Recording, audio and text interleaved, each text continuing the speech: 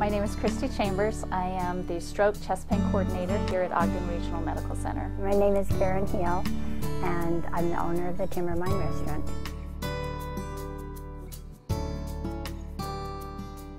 I am the one that gets to pay special attention to specific disease process patients. So stroke patients, chest pain patients, all of our acute coronary syndrome patients, and make sure that they are getting the standard of care that is current evidence-based practice.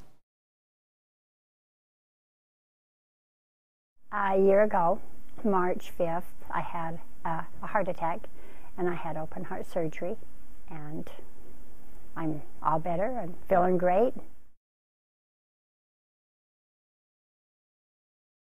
A lot more common than people think. It is definitely a myth that heart disease, heart attack is a man's disease.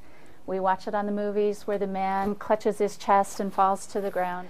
With women, it's more common. Actually, more women die from heart disease than breast cancer, all cancers combined, and Alzheimer's disease combined as well. So it is the #1 killer of women.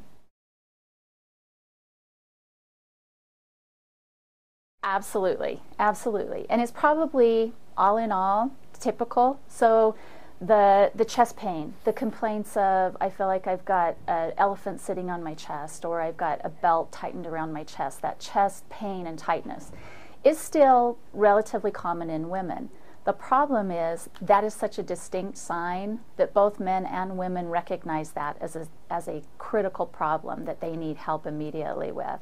Unfortunately, women more than men tend to have what we call atypical or subtle signs of heart attack, and this can be extreme fatigue, this can be cold sweats, this can be epigastric or stomach pain. This can be a lot of different, more subtle signs that just kind of nag on. Maybe the pain isn't as intense. It could be in an arm, one or the other arm. It could go up into your neck or your jaw.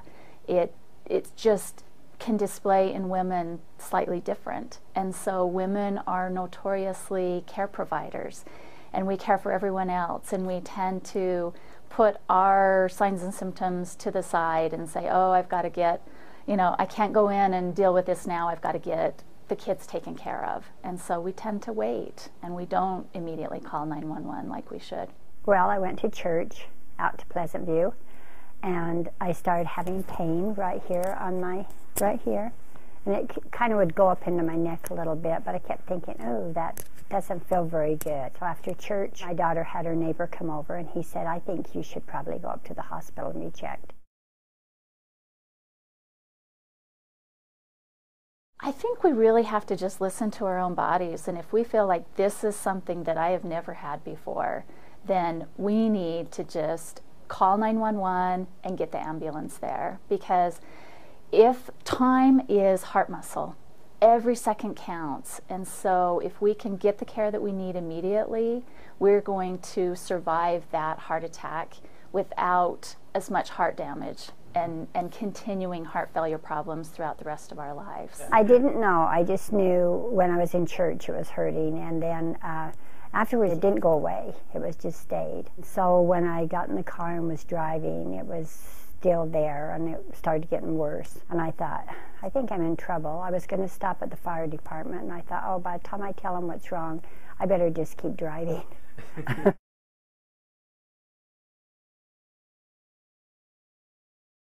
Extremely important. And that's something that we can't modify. We call risk factors modifiable risk factors or non-modifiable risk factors. And family history, our genetics, we can't do anything about, but we can sure investigate and know that that puts us in a higher risk category if we have siblings and parents that have also had heart disease or have died from heart attacks.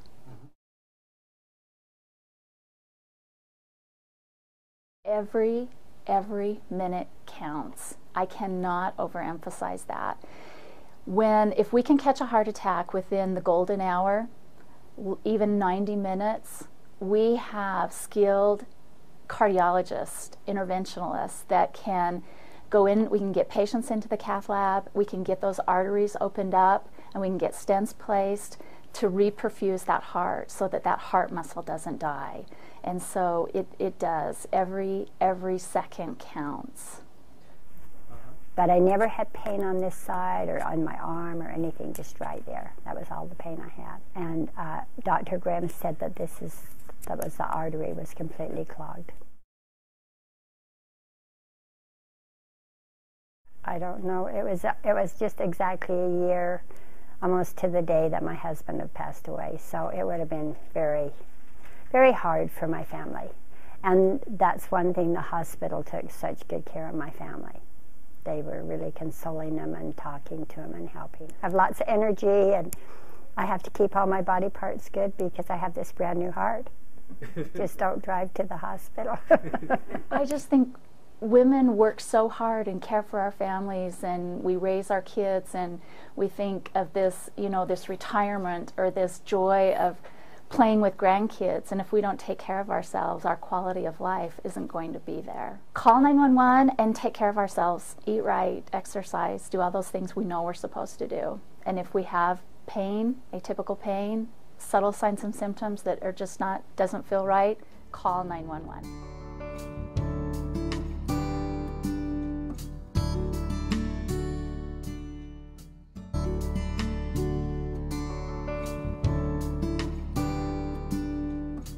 My name is Christy Chambers. I am the stroke chest pain coordinator here at Ogden Regional Medical Center. My name is Karen Hill, and I'm the owner of the Timbermine Restaurant.